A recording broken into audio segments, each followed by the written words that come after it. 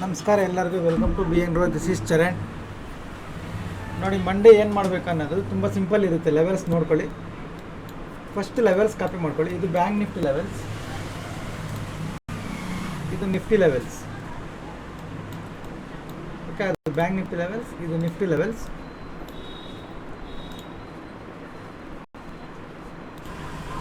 ಇದು fin Nifty levels. Okay, 3 level copy ಮಾಡ್ಕೊಳ್ಳಿ. ಈಗ ನೀವು ತಮ್ಲೇನಲ್ಲಿ ನೋಡಿದ್ದೀರಾ, Nifty all time high touch ಆಗಿದೆ. ಏನಾಗುತ್ತೆ next? Bank Nifty versus Nifty. Okay, ತುಂಬ ಸಿಂಪಲ್ ನೋಡ್ಕೊಳ್ಳಿ. ನಿಫ್ಟಿ ಅನ್ನೋದು ನಿಫ್ಟಿ ಬ್ಯಾಂಕ್ ನಿಫ್ಟಿ ಎರಡೂ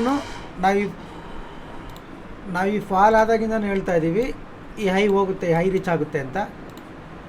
ನಿಫ್ಟಿ ಬಂದು ರೀಚ್ ಆಗಿದೆ, ಬ್ಯಾಂಕ್ ನಿಫ್ಟಿ ಇನ್ನೂ ರೀಚ್ ಆಗಿಲ್ಲ.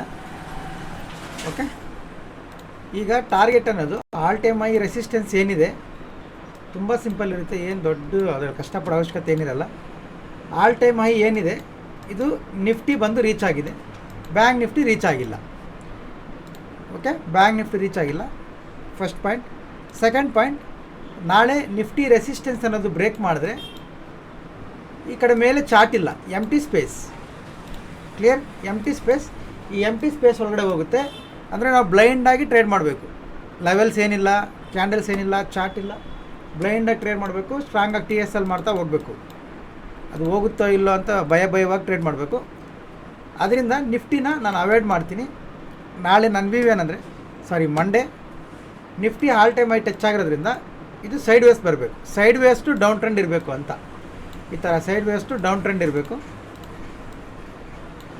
ಯಾವಾಗ ಮಾರ್ಕೆಟ್ ಗ್ಯಾಪ್ ಡೌನ್ ಓಪನ್ ಆದರೆ ಮಾತ್ರ, ಓಕೆ, ಈ ಬ್ಲ್ಯಾಕ್ ಕಲರ್ ಲೈನ್ ಏನಿದೆ ಇದ್ರ ಕೆಳಗಡೆ ಓಪನ್ ಆದರೆ ಮಾತ್ರ ಈ ಝೋನಲ್ಲಿಂದ sideways to down trend.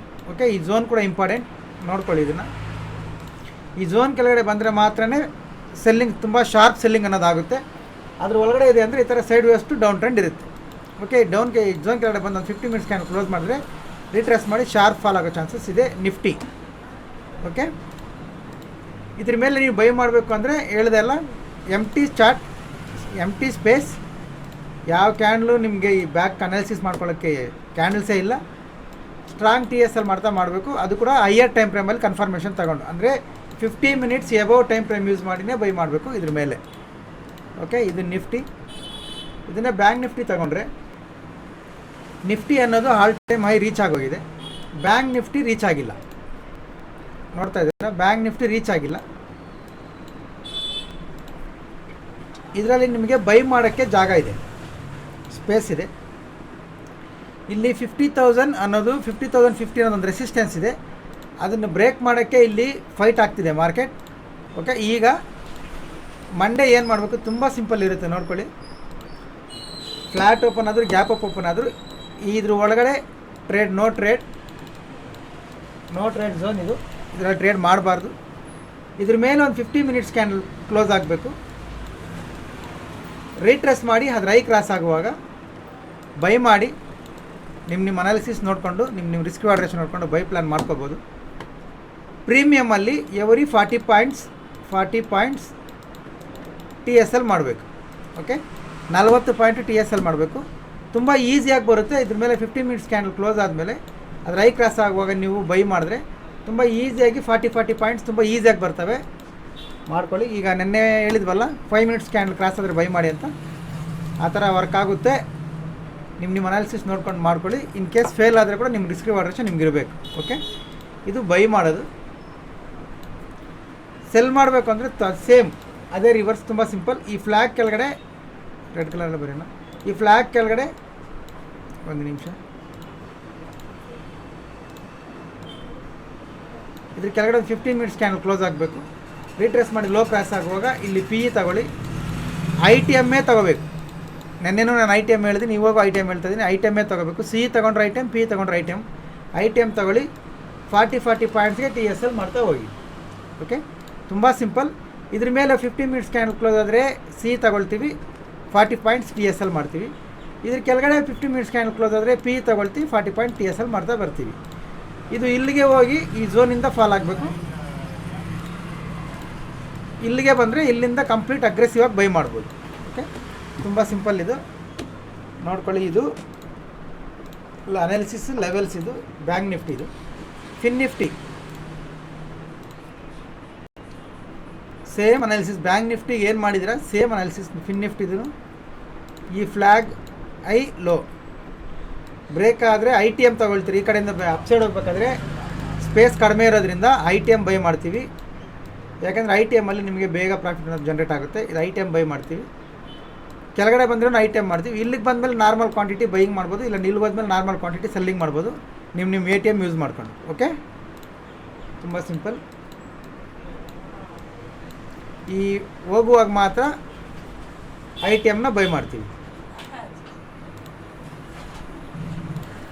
Fin Nifty ಕೂಡ ಸೇಮ್. ಬ್ಯಾಂಕ್ ನಿಫ್ಟಿ ಏನಿದೆ ಅದೇ, ಕರೆಕ್ಷನ್ ಆದಮೇಲೆ ಬೈಯಿಂಗ್, ರೀಟ್ರೆಸ್ ಆದಮೇಲೆ ಸೆಲ್ಲಿಂಗ್.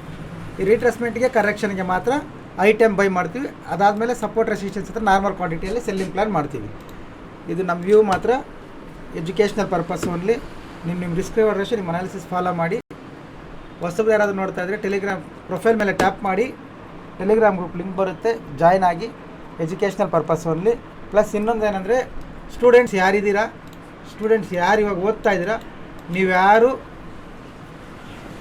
ಬಿ ಎನ್ ಗ್ರೋಗೆ ಮೆಸೇಜ್ ಮಾಡಬೇಡಿ. ಓಕೆ, ನೀವು ಯಾರು ಮೆಸೇಜ್ ಮಾಡಿ ನಾನು ಜಾಯ್ನ್ ಆಗ್ತೀನಿ ಅಂದರೂ ನಾನು ಜಾಯ್ನ್ ಮಾಡಿಸ್ಕೊಳ್ಳಲ್ಲ. ಯಾಕೆ ಮಾಡಿಸ್ಕೊಳ್ಳಲ್ಲ ಅಂದರೆ, ಫಸ್ಟ್ ನಿಮ್ಮ ಎಜುಕೇಷನ್ ಇಂಪಾರ್ಟೆಂಟ್. ಎಜುಕೇಷನ್ ಇದು ಲಾಸ್ಟ್ ವೀಡಿಯೋಸಲ್ಲಿ ಸುಮಾರು ಸತಿ ಹೇಳಿದ್ದೀನಿ. ಈಗ ನಿನ್ನೆಯಿಂದ ಒಂದು 3-4 ಜನ ಮೆಸೇಜ್ ಮಾಡ್ತಾಯಿದ್ದೀರಾ. ಹೆಸರು ಹೇಳಿದ್ರೆ ಚೆನ್ನಾಗಿರಲ್ಲ, ನಾನು ಯಾರಿಗೂ ಹೆಸರಿಟ್ಟು ಕೂಡ ಹೇಳಲ್ಲ. ಸ್ಟೂಡೆಂಟ್ಸ್ ಅನ್ನೋರು ಬಿ ಎನ್ ಗ್ರೋಗೆ ಎಲ್ಲ ಎಲ್ಲಿನೂ ನೀವು ಮಾರ್ಕೆಟ್ ಆಗಲಿ ಇನ್ನೊಂದಾಗಲಿ ತಲೆ ಕೆಡಿಸ್ಕೋಬೇಡಿ. ಫಸ್ಟ್ ನಿಮ್ಮ ಎಜುಕೇಷನ್ ಕಂಪ್ಲೀಟ್ ಮಾಡಿ. ನಿಮ್ಮ ಈ ಏಜಲ್ಲಿ ಎಜುಕೇಷನ್ ಕಂಪ್ಲೀಟ್ ಮಾಡ್ಕೊಂಡ್ಮೇಲೆ ಆಫ್ಟರ್ ಎಜುಕೇಷನ್ ನೀವೇನು ಬೇಕಾದರೂ ಮಾಡ್ಕೋಬೋದು. ಈ ಏಜ್ ಬಿಟ್ಬಿಟ್ಟು ಏಜಲ್ಲಿ ನೀವೇನಾದರೂ ಟೈಮ್ ವೇಸ್ಟ್ ಮಾಡಿ ಆಮೇಲೆ ಎಜುಕೇಷನ್ ಮಾಡ್ತೀನಿ ಅಂದರೆ ಅದು ಆಗಲ್ಲ. ಅದರಿಂದ ಫಸ್ಟ್ ಎಜುಕೇಷನ್ ಕಂಪ್ಲೀಟ್ ಮಾಡ್ಕೊಳ್ಳಿ.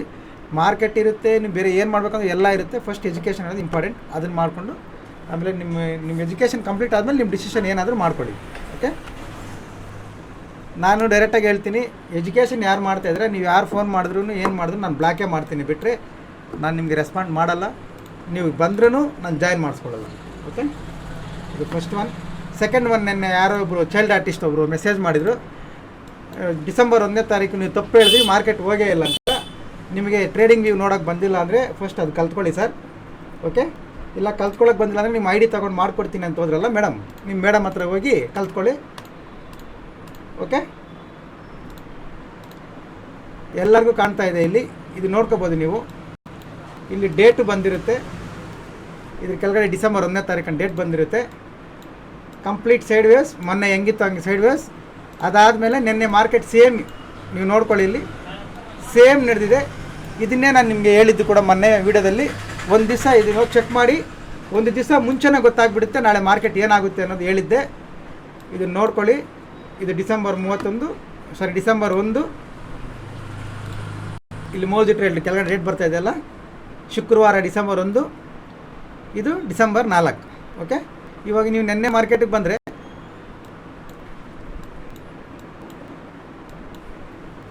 ಸೇಮ್ ನೀವು ನೋಡ್ಕೊಳ್ಳಿ. ನೀವು ಬ್ಯಾಂಕ್ ನಿಫ್ಟಿ ಯಾವುದಾದ್ರೂ ನೋಡ್ಕೊಳ್ಳಿ, ಸೈಡ್ ವೇಸ್ ರ್ಯಾಲಿ ಸೇಮ್, ಅಲ್ಲಿ ಏನಿದೆ ಸೇಮ್. ನಿಫ್ಟಿ ನೋಡ್ಕೊಳ್ಳಿ,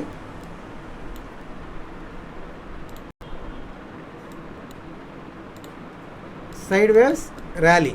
ಓಕೆ, ಫಿನ್ ನಿಫ್ಟಿ ಕೂಡ ಚೆಕ್ ಮಾಡ್ಕೊಳ್ಳಿ, ಸೆನ್ಸೆಕ್ಸ್ ಚೆಕ್ ಮಾಡ್ಕೊಳ್ಳಿ, ನೀವು ಯಾವುದಾದ್ರೂ ಚೆಕ್ ಮಾಡ್ಕೊಳ್ಳಿ, ಪರ್ಫೆಕ್ಟಾಗಿ ಅದೇ ಆಗಿದೆ. ಈ ಥರ ಪೇಡ್ ಆರ್ಟಿಸ್ಟ್ಗಳು ಚೈಲ್ಡ್ ಆರ್ಟಿಸ್ಟ್ಗಳೆಲ್ಲ ಮೆಸೇಜ್ ಮಾಡಿದ್ರೆ ಫಸ್ಟ್ ಚಾರ್ಟ್ ನೋಡೋದು ಕಲ್ತ್ಕೊಂಡು ಆಮೇಲೆ ಬಂದು ಮೆಸೇಜ್ ಮಾಡಿ. ಓಕೆ, ಆವಾಗ ಅದು ಒಂದು ವ್ಯಾಲ್ಯೂಬಲ್ ಅಂತ ಆನ್ಸರ್ ಅಂತ ಅನಿಸುತ್ತೆ. ಚಿಕ್ಕ ಮಕ್ಕಳ ಥರ ಆಡಿದ್ರೆ ಈ ಥರ ಲೈವಲ್ಲಿ ಬಂದು ಹೇಳ್ಸ್ಕೋಬೇಕಾಗುತ್ತೆ. Okay, thank you every one. Monday ಸಿಗೋಣ.